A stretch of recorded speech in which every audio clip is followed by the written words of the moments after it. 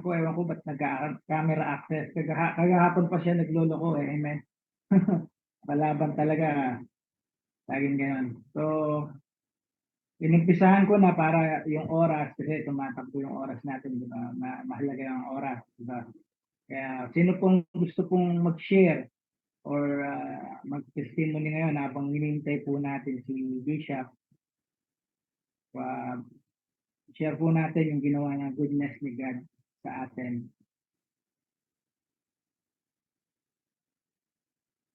On the road na raw si Bishop, nasa on the way na raw. Di siya makakapag-attend. Okay, let's start na po. No? Sino po ba ang gustong mag-share? Alam ko tayo, powerhouse, di ba? Maraming ginagawang Panginoon sa atin, no?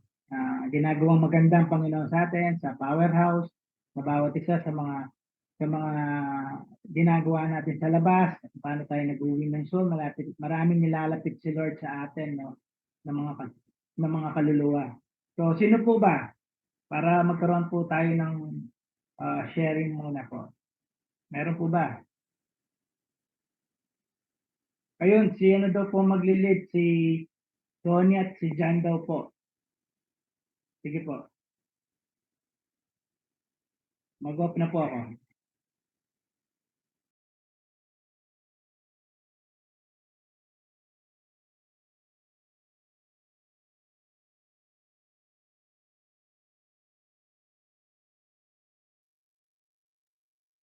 Pastor Donnie, ikaw daw po yung mag-lead. Sabi po sa kung nasan ka man po. Kung naglalakbay ka man po, ikaw daw po ang mag-lead. Pastor Francis, sige po, tuloy niyo lang po. Anyone would like to open up some testimonies na nabanggit po ni Pastor Francis? Baka po kayo, Pastor Francis, may gusto kayong i-share.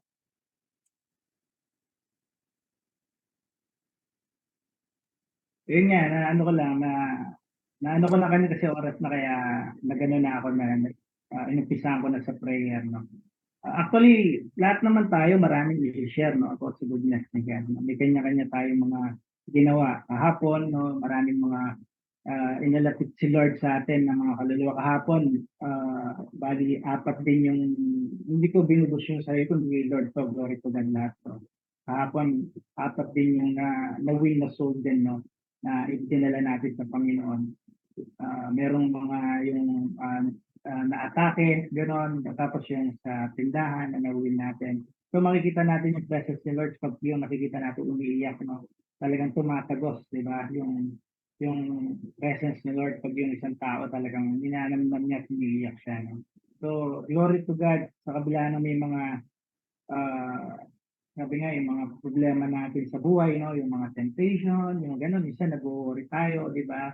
Huwag natin sabihin din na, ay hindi na ako nag-worry. Nandun tayo nag-worry. Pero yung worry niya, panandalian lang po eh. Kasi bakit? Kasi yung ginagawa natin nito, napakahalaga po, no? Yung pakikinig, no? Diyan po tayo nagkakaroon ng lakas talaga pag nakakarinig tayo ng word, di ba? Lalo na pag yung hindi ka na nakakargahan, di ba? Yung hindi ka nakakarinig, lalo kang nagiging weak, di ba? Nang hindi Kaya napakahalaga talaga itong Zoom meeting natin to every morning. No? Morning pa lang talagang nati-charge na tayo. No? So, gusto ko lang i-share about it. Nabasa ko kasi kanina yung sa may James 4. Tinitignan ko bigla siyang nag-ano sa akin about it. Sa Tagalog po, basahin ko po. No? Sabi niya sa verse 6, sabi niya, James 4:6, sabi niya, ngunit sapat ang biyayang ibinigay ng Diyos sa Diyos. Kaya nga sinabi sa kasulatan, ang kinakalaban ng Diyos ang mga mapagmataas, pero kinakaawaan ng Diyos ang magpakumbaba. Amen. So napakalaga sa atin yung humility, no? Anumang bagay na nangyayari sa buhay natin, yung humility. Nakita ko rin po kasi dati, yung life ko, ganun ako eh, arrogante rin ako, mapagmataas eh. Yun yung naging buhay ko noon. So nakita ko ngayon kung gaano kabuti ang Panginoon, no, dun sa mga taong nagpapakumbaba. Kasi si Lord, di ba, nag-bow down din siya, bumaba din siya, no? Ibinigay siya ni God, no, para tubusin tayo sa mga sin natin, no, sa mga kasalanan natin, no? So, yung pag-ibig ni Lord sa atin, napaka talagang faithful kahit talagang tayo hindi tayo nagiging faithful, no? Minsan sumasablay tayo sa Panginoon. Pero sa kabila nun, yung grace, yung grasya ng Panginoon, no, yung pagre-repent natin, no, sa mga nagagawa natin, hindi naman natin talaga gusto, pero nagagawa pa rin natin. Pero yung grasya ni Lord, no, talagang ang lawak, no, para patawarin niya tayo, para hindi para i-condemn yung sarili natin, kundi hihingi ng tawad yung mga nagawa natin kasalanan. So wala naman talagang malinis, no, yung ganun sa harap ng Panginoon. Pero nililinis lang tayo ni Lord, no, sa kabila ng kabutihan niya sa atin at pagmamahal niya. Amen po ba? So, tuloy ko lang po, no, sa verse 7, kaya nga pasakop kayo sa Diyos. Amen? Labanan niyo ang diablo at lalayo siya sa inyo. Lumapit kayo sa Diyos at lalapit din siya sa inyo. Kayong mga makasalanan, sabi niya, mamuhay kayo ng malinis at kayong mga nagdadalawang isip, linisin niyo ang inyong mga puso. Amen? So, nakita ko dito na sabi ko, wow, ang tindi ng reminder ni Lord sa akin, sabi ko, ang tindi, no? At I believe na para sa atin sa lahat dito, no? Baga, sa akin, and then para sa atin, para nire-remind tayo, no, ni Lord na everyday kailangan nililinis natin yung puso natin, di ba? Maghapon, minsan hindi natin nagkakaroon tayo ng minsan yung inis. No, hindi ko naman sinasabing lahat, no? Pero nakikita ko dito sa verse na ito na gusto ng Panginoon lagi natin dilinisin yung heart natin, no? About sa mga taong nasasalamuhan natin, no? Alam ko may mga taong hindi naman kanais-nais talaga, pero kailangan natin i-ano yun, tanggapin yung mga ganung bagay. So, maraming ginawa si Lord sa buhay ko, no, lalo na sa situation na lingkod tayo ng Panginoon, no, kung paano talaga nate-test, no, yung buhay ko sa araw-araw. Pero once na may mga ginagawang kalaban sa akin, no, talagang lalo ko siyang iniinis eh. Lalo akong naghuhuling ng soul eh. Kaya ganun din siya, lalo niya rin akong iniinis. So, kumbaga, nag-iinisan kami. Pero hindi naman tayo pwedeng padait sa kanya kasi talo na siya eh, di ba? Defeated na siya eh. Dahil siyempre, isang kaluluwa nga, di ba? Ang dami ng anghel na nagbubunyi sa langit sa isang soul na nawiwin natin, no? Sa soul na nilalabit ni Lord sa atin. So, nakita ko yung buhay na pag nasa labas ako talagang si Lord may nilalapit na mga kaluluwa. Kung napansin niyo po yun, no, sa daan, no, makikita natin na may nilalapit si Lord para mawin siya.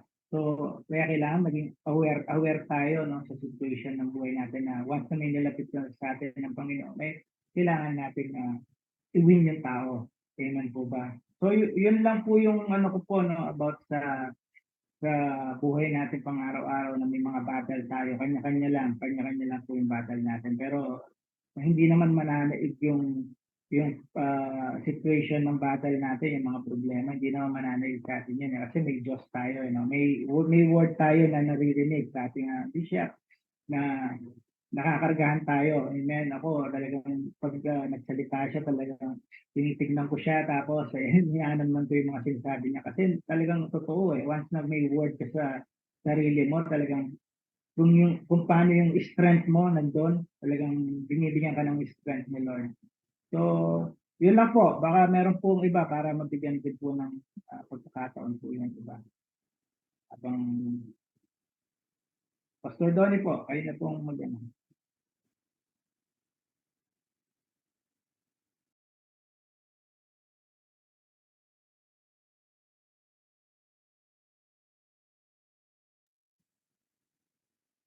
Yes po. Thank you po, Pastor Francis, sa share nyo. In a daily basis po kasi talagang ganyan na, kaya nga sabi ni Bishop, pagising mo pa lang meron ng battle. Malaking bagay po yung ngayon natuturuan tayo. Kaya po merong gantong morning devotion para maging lifestyle po talaga natin. Yung after ng morning devotion itself, how about your personal devotion? Yung natutuhan mo sa devotion na to. How do you associate the Word of God in your life? Kaya nga po yung part ng devotion, yung renewal of the mind, kasama po dun yung study. Pagkatapos nung study, yung today we are listening, di ba, sa mga buhay ng bawat isa, sa mga testimonies po, sa mga revelation na binibigay sa atin ni Bishop. But after that, do we investigate? Do we observe? Kasi andun po yung ating growth. How do you observe the Word of God na tinatanggap po natin? Kaya nga ho, yung mga promises, hindi yung nag-declare lang ngayon si Bishop, nag-pray. From there, pwede tayong pumikap. Paano ba mag-declare si Bishop? Paano siya mag-decree? At paano rin gumawa? Then, on a personal basis, you ask the Holy Spirit about it. Meron, parang nung isang araw ho, no? Kung paano ba yung mga prayer ng mga naririnig yung mananampalataya na nag-mature na. Yung paano ba pumipick up dun sa promises ng Panginoon. Kasi yung pong nabanggit kanina ni Pastor Francis dun sa James 4, yung about drawing near to God o yung humility. Because our first humility when we wake up in the morning is acknowledging God. Yung pong acknowledging His righteousness before us. Kasi yung po yung first humility natin yung first acknowledgement natin. Yung first trust natin na ang humility sa atin yung ano yung ginawa ng Diyos para sa atin muna sa araw na to, yung tinapos niya. Amen po ba? Then from there on, magkakasunod-sunod po yun Tapos when you get to sit down and investigate and even observe or even try to understand ano yung mga promises ng Lord na nagkaloob niya sa atin for us to decree and declare na tinuturo ni Bishop from the past few weeks doon sa renewal of the mind natin. We put it into journal. Pagsama-samahin niyo yung mga promises na yan para po maintindihan nyo yung bagay na dinidecree nyo at dinideclare nyo na gusto nyo mapangyari sa buhay nyo. Para yun ang maging pagharian tayo nun, ng mga salitang iyon. Then, if you are doing that, kasi meron po akong naalalang sinulat na prayer na ngayon kasi humulma na ho sa pagkatao ko yun But, I wrote everything down na kasi ang nangyayari po sa mundong ito, marami talagang pwedeng mag-come up ng mga write-ups, reasons, stories, predictions ng mundong ito, or probably yung mga worries and struggles natin sa buhay na sabi nga ni Pastor Francis, merong mga attacks di ba? So sabi nga ni Bishop sa atin noon, kapag medyo natatambangan tayo, kulang lang sa karga, it's just a word problem. Kung masyadong madami yung tambang ng kasubukan sa isip natin, you have to rehearse and repeat the promises of God for you. Kung sa baga, ang kinukumbinsi mo lang dyan yung sarili mo hindi naman si God. Okay, because God is already convinced, is tested, yung word niya, it never came to Him void. And none of His promises, failed. All came to pass, sabi po ng word of God. If that is the case, tayo po may issue, kaya minsan feeling natin bakit parang walang nangyayari sa buhay natin. We have also to put into practice everything that we are hearing. That after we hear it, we do it. Okay? Kasi pagka alam mo na yung dapat mong gawin at hindi mo pa ginagawa, that is missing a mark. Okay po?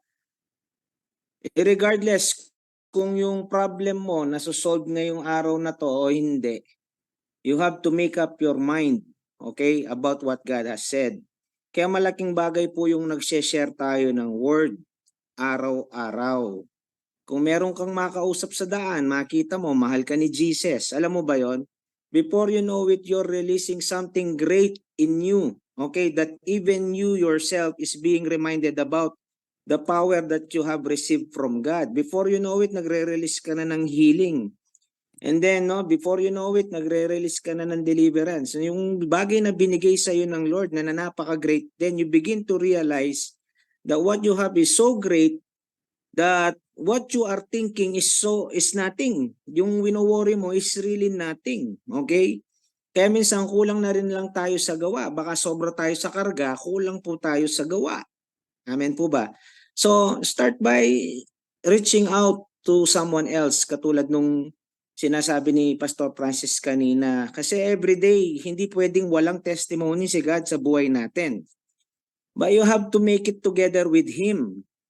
Not sitting down and waiting for Him to move. We have to move with Him because binigay niya na lahat sa atin eh. Sabi nga ni Jesus, di ba? Hindi daw siya nagpapahinga dahil yung Diyos Ama is not hindi siya tumitigil na gumagawa. Does that mean hindi siya nagre-rest? No, the place of rest of Jesus is doing the will of His Father. Parang katulad nung sinabi niya sa pagkain. Nung tinatanong siya ng mga disipulos, kumain ka na ba? Ang sabi niya, my food is doing the will of my Father. Tama po ba? So sa atin, ganun din po. We had to do something in a basis of what is God has asked us or Jesus has commissioned us to do. We just keep doing that. Kasi minsan magsishare na lang tayo, bubuksan na lang natin yung bibig natin, hindi pa natin minsan magawa. Amen po ba? So, minsan kaya tayo napanghihinaan, karamihan po na observe ko, hindi po marunong pang mag-share. Basic po yung salvation, pero bakit hindi nila ma-share? Pero makikita mo, tagal-tagal na nilang umuupo. So, they don't investigate the word. Amen po. You have to investigate the word and understand the word para po gawin nyo. Simple lang naman eh, okay? Kung di mo alam ang yung sasabihin, the Holy Spirit, okay? Don't be dependent on yourself. The Holy Spirit will tell you, lalo na kung matagal na po kayong umuupo. Napakalalaman po ng mga ibinibigay sa atin ni Bishop dito. And what I'm saying to you is very basic things na tinuturo sa atin. Pero yung kung ano yung basic, kung ano yung common sense, then po talaga nahihirapan yung mga kapatid natin. So kung napanghihinaan po kayo, gusto nyong gawin to, you can reach out doon po sa mga nakikita nyong marunong na pong mag-share. Para po kung dinidesire yan, minsan yun lang po, no? Sharing issue lang po yung minsan na nami-miss out natin. So, yun po, no? Kaya salamat po dun sa share ni Pastor Francis. Sino pa ho ang merong may isi-share para to add up, okay? Encouragement sa bawat isa para lalong mag-win ng soul. Kung nag-win na po kayo ng soul dati, keep winning more, okay? Challenge yourself, encourage yourself to do more, okay? Para bang challenge your faith, katulad nung ginawa ni Elijah. Okay, challenge niya yung faith niya, in a way na pinabuhos niya pa yung tubig doon sa mga bato-bato hanggang sa umapaw. Okay, balam kulang pa, parang gano'n, no? So, sino pa ang merong gustong i-share dyan? Si Mikoy.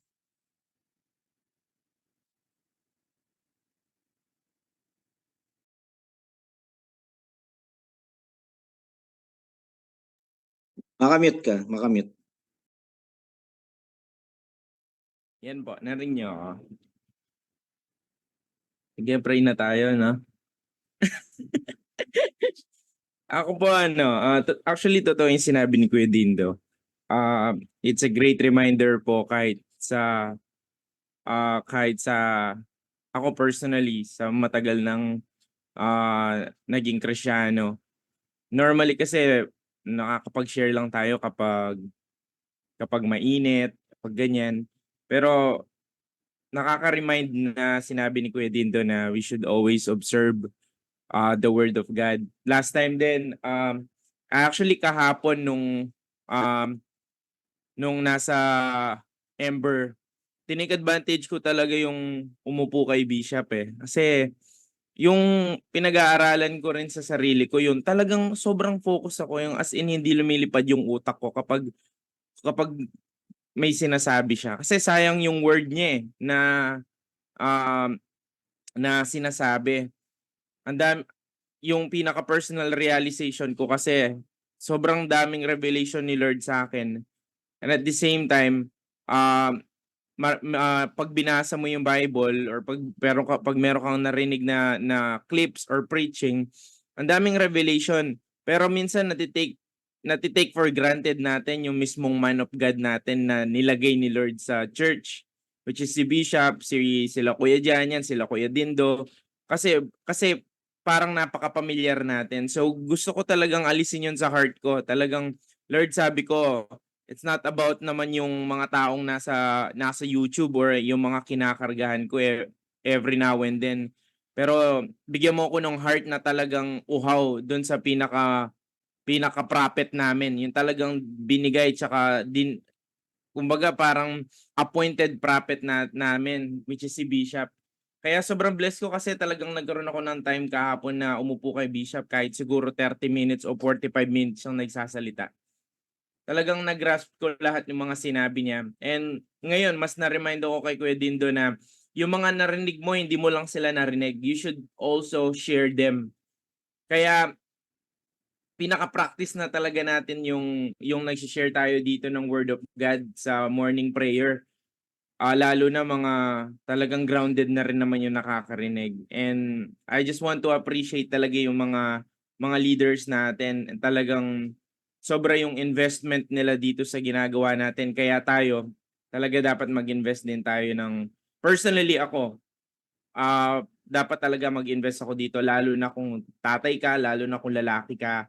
Hindi mo kaya kasing i-lead yung family mo kung wala kang pagkakargahan. So this is the number one thing and advantage sa atin na merong ganito. Kasi kung walang ganito, minsan hindi mo alam kung saan ka makikinig, hindi mo alam kung paano mo umpisan yung devotion mo.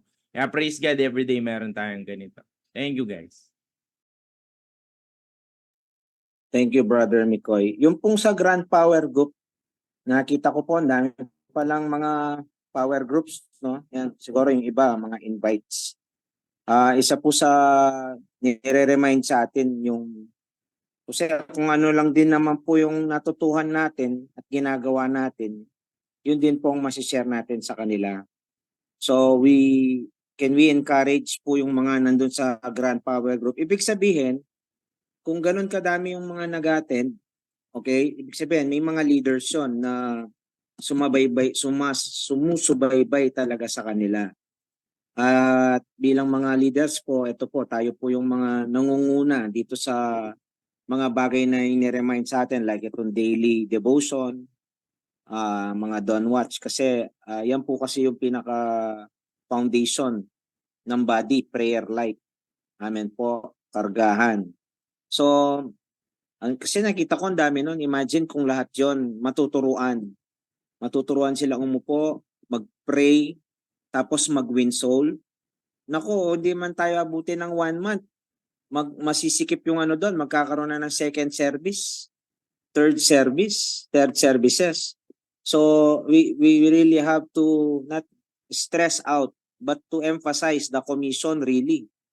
Okay? Kaya kahit doon sa basic na pag-share lang, maituro natin talaga sa kanila yon kasi bukod doon sa nilelay down sa atin every Sunday, lagi po nating inuulit-ulit sa kanila yung pag-share. Kasi ang discipleship, kung titignan nyo talaga sa Bible, sumama talaga sila kay Jesus. Ganun kasi from the Old Testament hanggang nung panahon ni Jesus, kasama nilang natutulog yung kanilang mentor. Tayo talagang nakikita lang minsan once a week. Okay? Yung disciples natin. So if we could reach out to them in a daily basis na talagang makikita nyo naman kung sino dyan yung mga nagre-respond, tapos tutukan natin dun sa pag-share talaga ng word, how to win souls, tsaka yung paano sila maging bold. Okay, kaya kailangan sasamahan po talaga natin sila. Sabaga, bilang mga pinili ng Diyos to lead, okay, a group, you have to be there with them, to stand by them, to share the word. Hindi yung sinabihan mo lang sila na, mag-share ka ng word. Paminsan di nila alam paano pa i-apply. So they have to see together with you. Malaking bagay po yun. Kaya kung pwede sa 1 week na loobin ng Lord, meron kayong time for that evangelism. Okay? Alam ko may mga businesses tayo, may mga trabaho, may mga family, but sa yung purpose natin nandun talaga okay? Pwede yun pwede no? So, isa lang po sa mga reminder yun. Tita Rachel, do you want to say something?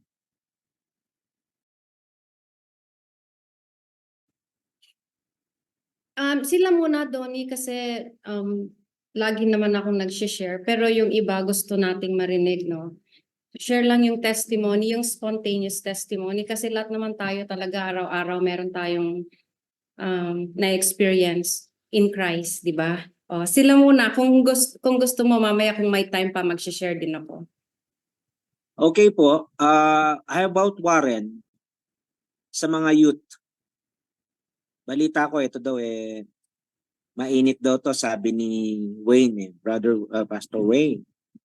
Wayne, nandiyan Wait ka? lang. Ayaw ng camera. Apo. Ayaw po ng camera.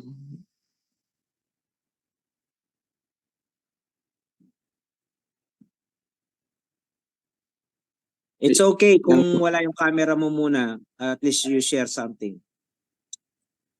Sige po. Praise God po. Kahapon po kasi nag-meeting kami sa Youth for Real People po. And then nag-fellowship po kami about sa being genuine, being real.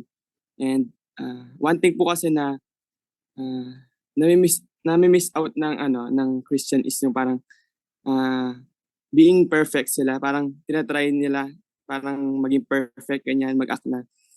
Parang para silang filtered ganun. Parang nag-act sila in some way para makita ng tao na kapag Christian ka, perfect ka na, mabait ka, wala kang ginagawang mistake. And yun po ako na yung gusto ko pong makita ng tao sa akin, yung perfect na ako, yung wala na akong ginagawang masama, yung wala na akong ginagawang mistake. Kaya po sa akin yun, no? Especially dun sa bahay po, sa family. Kasi po, sa bahay, minsan may mga times na talagang hindi man nakakainis yung mga nangyayari, ganyan. Tapos po, wini-withhold ko na lang yung kailangan kong sabihin sa kanila. Kasi po parang ayokong parang ipakita yung totoong ako sa kanila. And kahapon po, parang nabasag yung yung mindset ko na yun na kailangan maging perfect ako around sa tao, sa mga taong unbeliever. Kailangan lahat ng sasabihin ko tama, kailangan lahat ng sasabihin ko yung anong magugustuhan nila. Pero kahapon po parang natutunan ko na we have to be authentic kasi perfect na tayo sa mata ni Lord. Kaya we don't try to be perfect Perfect.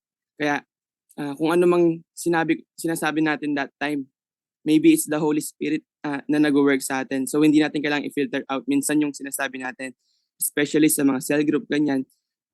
We have to tell the truth to them. And kailangan din nating minsan kailangan din nating isabihin yung mga paano ba to? Yung mga parang past natin and yung parang mga baho natin. Kasi dun din sila parang nafe-feel na belong sila. Especially sa mga beginner na believer. Kasi kala nila parang tayong Kristiyano, mga perfect tayo, hindi na tayo gumagawa ng sin. And sa church, parang kailangan mabait ka, kailangan may ganito. Parang by the law pa sila, lalo na pag una. Kaya kailangan nating i-break yung ganung mindset nila through sharing yung mga mistake din natin, yung mga nagawa natin. Kasi dun din sila nakakapag-open. Dun din yung parang nagkakaroon sila ng opportunity na maging honest sila, na mag-open sila. Which is, dun sila parang nalalapit yung puso nila talaga kay Lord. Kasi nafe-feel nila, ay, accepted ako dito sa community na to. Hindi ko kailangan mag-act at some certain way, parang ganon. And yun po, praise God na yung grace ni God, parang yun yung nagiging driving force natin para magbago din. Siyempre, hindi naman po tayo mag-stay dun sa mistake na yun. Yun lang po.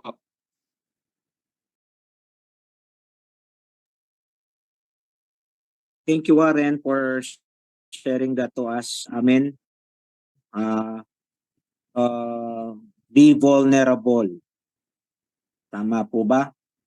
So, parang si Jesus kasi always meets together with us in our condition. 'Di ba sabi niya nung si Thomas, to see is to believe si Thomas.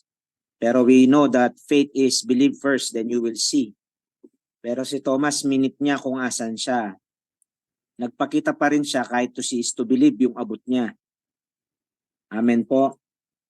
Pero si Jesus, hindi siya nagstay doon. Minute lang niya. Kasi you have to meet them para dalhin mo sila saan ka talaga, doon sa present status mo sa kaharian ng Diyos. Okay? Doon niya pa rin sinabi yung, now that you have seen me, you believe, but blessed are those who haven't seen me and yet they believe. So doon mo makikita na minimit po talaga natin ng mga tao kung asan sila, but not to baby them or to pet them to where they are, but to take them where they are supposed to be. Amen po. Kaya kailangan sa atin, ganap lagi yung sinasabi sa atin na identity na itinuturo sa atin every now and then, lalo na ngayon ang binibigay talaga sa atin patungkol dun sa ating identity, kung talagang sino tayo. Amen po. Kaya yan po ang tinuturo sa atin to the point talagang kung if you're hearing strong words, you have to. Because you have to be strong. Okay? Kasi God never changed. Reminder ng Lord yun eh. Be strong and be courageous. Sabi niya, di ba? Ngayon, kung offendable ka, how can you be strong? Okay? Kung di ka doon pa lang sa mga correction, di mo kinakaya, baka hindi mo kayanan ng mundo. Amen? Baka konting lang, makakarinig ka lang ng tunog wise. Mapasunod ka na. Okay? Yung mga word of suggestion, very strong kung di ka founded. Yun nga lang merong sabihin yung kapwa mo sa'yo about sa isang kapwa mo. It gives you suggestion of who they are. Kaya kung hindi matigas ang ating foundation, ang puso natin sa puso ng Lord, okay, madali tayong mapasunod. And that's good, Warren. At least may natututunan kang ganon. But yun na nga, you really have to really aim, okay, and desire yung growth mo sa righteousness, peace, and joy, and holiness na sinasabi ng salita ng Diyos. Thank you, Warren. Nakaka-bless ka, truly. How about Wayne? Wayne, do you have something to share? Morning. Teka lang. Madilim. Ano ba share ko? Siguro share ko na lang po yung mga nangyayari sa youth. Kasi, parang for example, last Sunday, FRP, napag-usapan namin yung Galatians chapter 5, which is yung the fruit of the Spirit and the fruit of the flesh. So, maganda po siya. Tapos, prior from that, nag-lay down, si Lord talagang nag-lay down muna siya ng foundation na bago ma-discuss yun, na si God, He will never really condemn you. So, ang aim po kasi na pinag-pray din namin nito is minsan, meron kasi sa mga youth ngayon na parang unconscious pa sila sa bagay na seemingly parang tama sa kanila. Pero, di ba sabi sa Bible, many are the plans in a man's heart, but only leads to destruction. So, ang pinag-pray po namin, yun nga, yung fruits of the flesh, yun nga, yung ma-expose sila. At after ma-expose lahat ng mga bagay na kailangan ma-expose at nakita po namin sa mga youth na talagang very receptive sila and they respond well when it comes to the truth. Na talagang yun, doon po kami nabibless eh. And I believe, yes, it's the Lord talaga na yung parang dito rin namin nakikita yung kapangyarihan ng prayer, yung yung patuloy na pinagpe-pray sila, doon namin nakita kung paano talaga gumalaw si Lord. And then after everything, na-discuss yung mga bagay na kailangan ma-expose, sabi nga ni Juan, yung pagiging vulnerable and all. We always aim na yun nga, yun to lead them to Christ. Parang sinabi ni Pastor Donnie na when it comes to holiness, righteousness, yun talaga yung identity. Yung we always aim to lead them to that identity. Always lead them to Christ. Everything lead them to Christ. Christ-likeness, everything. Tapos, doon namin nakita na after everything, after ng buong Sunday service sa FRP, and then nag-praise kami, tapos acoustic lang. Yung kahit wala man ibang instrument, kahit walang drums, kahit walang other instrument like bass, sumunod na lang sila eh. Kahit walang mga ganun. Doon namin nakita na after ma-expose ng lahat ng mga bagay na kung ano mga bulok na yan, we're trying to teach them na maging ganun eh, maging vulnerable. Tapos after mo maging vulnerable, you come up to the next level eh.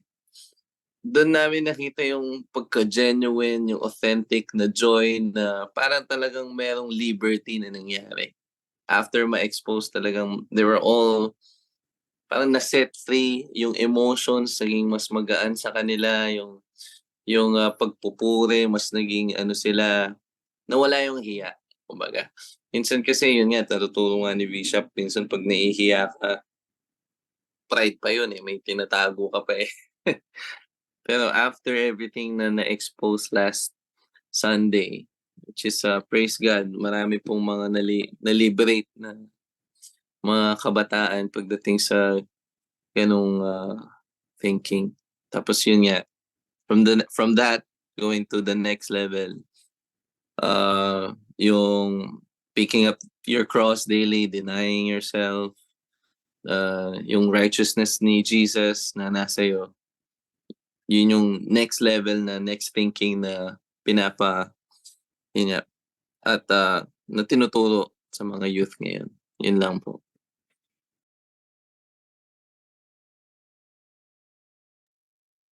Thank you, Wayne.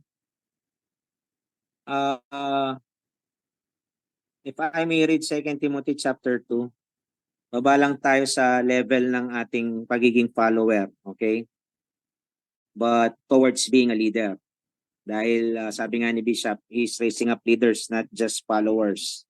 Pero to reflect on us, no, though it may be sound applicable to the youths, but kahit sa lahat naman na nag-uumpisa, just a reminder that we are the pure container of Christ.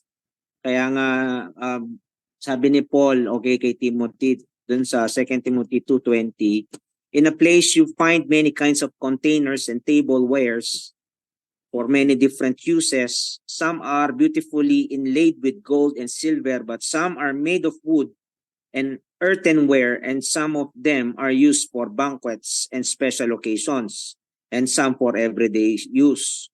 But you, sabihin mo sa sarili mo, but me, okay? Tapos sabihin mo yung pangalan mo, okay? Must not see your life in the ministry this way, okay? Paano daw po yung life natin? Your life and ministry must not be disgraced, okay? For you are the pure container of Christ and dedicated to honorable purposes of your master. So probably today you have to set your mind na, okay, the ministry that God has set before me must not be disgraced. How? Okay? Remind yourself every day that you are a pure container of Christ, dedicated for honorable purposes. Yun ang purpose natin sa araw-araw. To be what? To prepare us for every good work that He gives us to us. Paano? Una, run as fast as you can from all ambitions and lust of youth or desires. Anything that connects us towards our self-ambitions, okay? You have to run as fast as you can. Sabi doon, run. Don't meditate, don't meet with it. But kung sabaga, iwasan mo na talaga yun sa isip mo. Umalis ka na doon. But rather, chase all that is pure. Kaya ano ba yung pure, lovely, and what good report? Kaya renewal of the mind ang tinuturo sa atin. Para bang pinapalitan ngayon ni God yung desire natin eh. 'Di ba meron sa scripture na uh, uh, that God will give the desires of our heart. But when you grow mature in that, God will give you His desire. Okay? Bukod dun sa pinaka-desire mo, papalitan ng desire ng Lord yung desire niya. Kasi 'di ba yung dun sa, I think that's Psalm 37 eh, 'di ba? Na sinasabi niya na when you delight your presence with the Lord, He will give the desires of your heart. Para sa atin yung nag-worship ka sa Kanya as you offer yourself as living sacrifice, holy and pleasing to God. Dun patent yung ano yun eh, yung scripture na yun eh. And He will give the desires of your heart. Ang mangyayari doon, magkaka-renewal of the mind ka talaga so that you may know and discern what is good, acceptable, and perfect will, towards the perfect will. Kaya nga, chase after that is pure. Kaya nga sabi ng scripture, those who seek or pursue righteousness shall find it. Okay, kaya kapag everyday tumatayo ka dun sa righteousness mo kay Christ, tapos dinidesire mo yon from day to day, okay, to walk in His righteousness, kasi ginawa ka na niyang righteous, okay, then you shall find it. Then whatever builds up your faith and deepens your love must become your holy pursuit. Amen po ba? Kaya nga when we come across sa mga tao, meron kang magagawang mali eh. Pero mararamdaman mo yon, hindi ka na para doon, okay? So then you pursue His grace to overcome it. Diba? Kaya minsan yung unbelief, yung nagwo-worry ka, yung tinatamad ka, okay? How do you pursue righteousness on that matter? Okay, you ask His grace. You come boldly to the throne of grace. Amen ba? And seek for His help so that you may overcome. So, yung mga ganung bagay po ba? And live in peace with all those who worship our Lord with pure hearts. We live in peace. Reminder po sa mga body, minsan yun na nga, no? May party-party spirit pa rin eh. Okay? And akala natin wala, pero meron. Minsan, nag-grow yung cell group. Hindi mo gino-grow yung cell group para maging kayo-kayo lang. You grow the cell group para matuto silang magmahal dun sa body. Okay? Because you're not functioning as one. Okay? Hindi mo yung bata. Mo kaluguran mo rin. Tapos meron sa kabilang cell group. Bigla, kunwari, dun sa kabilang cell group, mapandam yung pera. Dakalya binayad.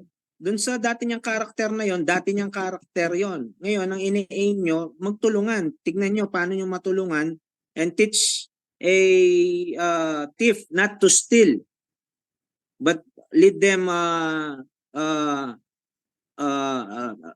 to do good works, or even to not just to find a job, but to work it out for themselves, their faith, so that they may have something to give. Okay? So, yun yung ini-aim natin eh. Kaya nga, we strive to live in peace as always. Ito yung isa, stay away from all foolish arguments of the immature. It's not a matter of who is right, but what is right. Okay po, para yun lang po, lalo na sa mga kabataan, for what is worth, stay away from all the foolish arguments of the immature, for these disputes will only generate more conflict. More conflict. Iwasan na po natin talaga yung may pinag-uusapan pa na tao. Kung pinag-usapan nyo sa make it up to the point, you pray for them. Don't leave it as a chismis. Amen po. Hindi ko po alam ba't ko sinasabi to. Alam ko po, narinig nyo na to maraming beses, but every day is a good reminder for us to be more effective because we are a container of Christ. But what? Gentle toward all and skilled in helping others see the truth. We don't withhold the truth. We speak of the truth always because yun po ang tinuturo sa atin, no? Grace and truth. Okay? Truth. We have to stand for the truth. Kaya sinasabi nga po kanina ni Wayne, to the point, wala ka nang tinatago. Kung magkamali ka man, hindi na mura sa iyo hindi na mahal sa iyo yung sorry. You can easily give it away. to ask for forgiveness or even just to say, I'm sorry, okay, didn't mean to do this, mas makikita nila na nasa iyo si Jesus pag ganon. Amen po ba yun? Yung humble tayo sa bawat isa. Kung di pa nila nagigets, di ba? Anong use nung pinipilit mo? Okay? We always aim for peace, then for them to understand kung ano yung ine-emphasize nating truth sa kanila. Having great patience towards the immature. Yung immature, makikita mo yan, matampuhin pa rin. Amen po ba? Makikita mo yan, tabog-tabog la. Okay?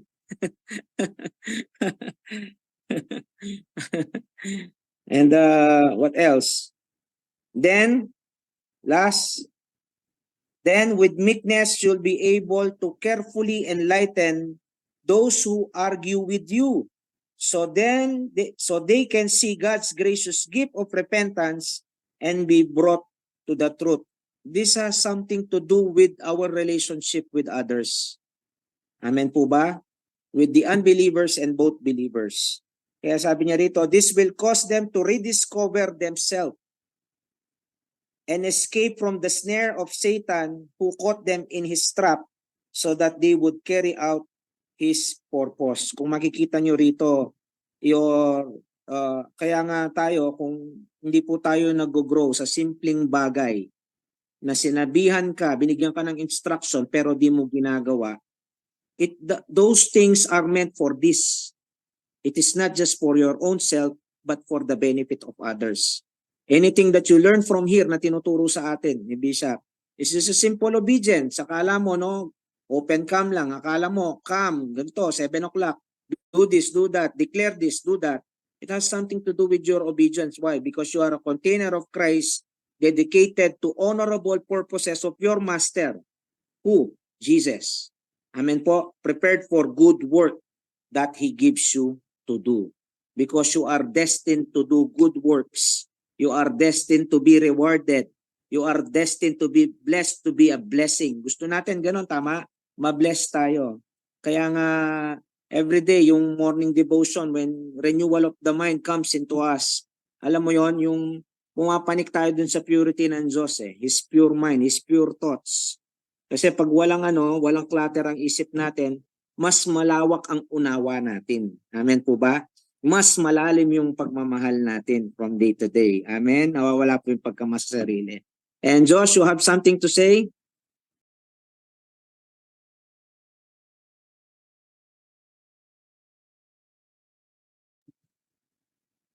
Hindi, me na lang, me. Hindi daw siya. Me na lang. Pwede? Ay, opo. Kayo po yun, message nyo po yun. Gusto ko lang i-share nung her night, nung nandun yung friend ko na si Vinay, after nag-speak ako.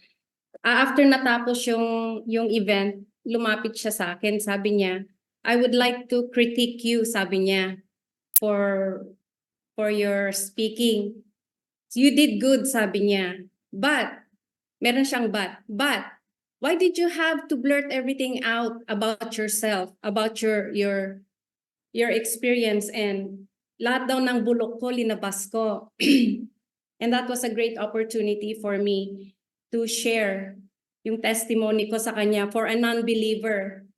Sabi ko, number 1, it is to glorify God and what God has done in my life. No, yung shinare ni Warren kanina on vulnerability. People kasi, halimbawa, no, mentioned dati ni Bishop ito na hindi naman yung eloquence of words natin pag nag-share tayo. Hindi importante yon. What people really value and relate to is our authenticity talaga. Yung, kahit na hindi maganda yung word mo, basta yung true self mo, yun ang sabihin mo. So yun ang sinabi ko kay Vinay. Hindi ako makaka-relate sa mga taong to. Sabi ko, kung ang shinare ko tonight is yung kagandahan na ng buhay ko ngayon, na hindi ko na i-share yung kung how I got here. You know, I may have a better life, a much better life in Christ now, but what about my journey getting here? Yun ang gusto kong malaman nila, because we all are traveling our own paths and meron tayong mga trials and tribulations. So, yun yung shinare ko sa kanya, which is very, very profound, no? Kasi sabi niya, oh, okay, sabi niya, naintindihan ko na, sabi niyang ganon.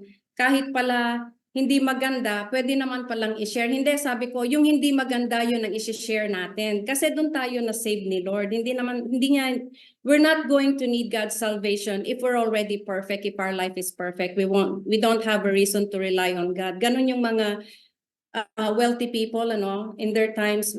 Lagi kong naririnig to lately, God is good, God is good. Pag meron silang breakthroughs, ganon, God is so good.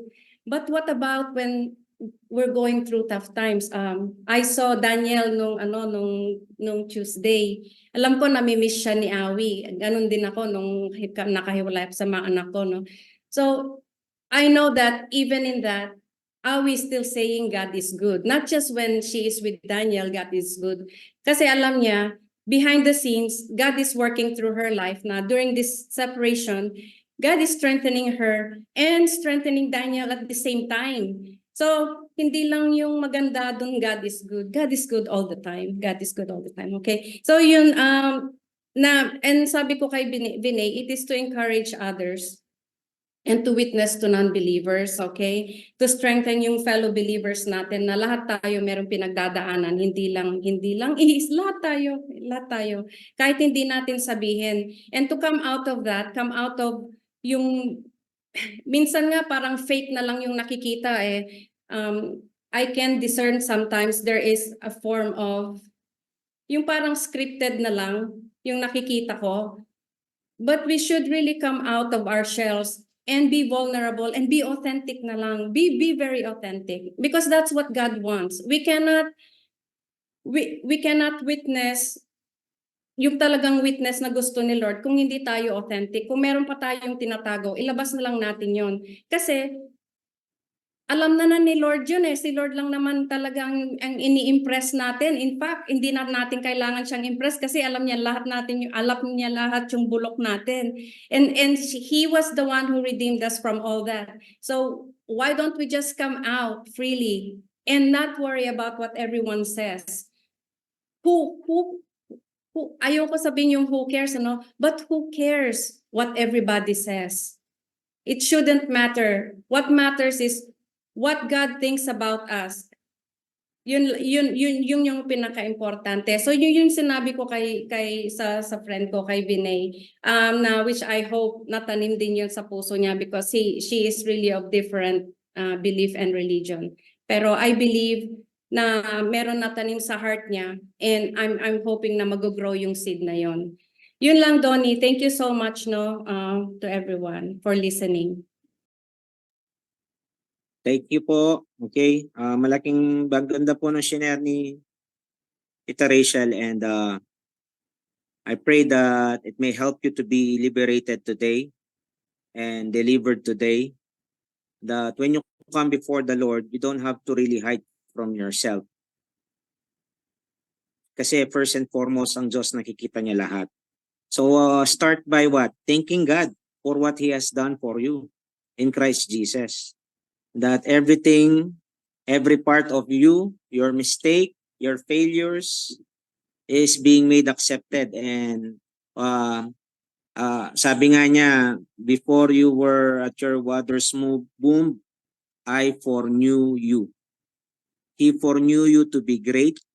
He foreknew you to be successful.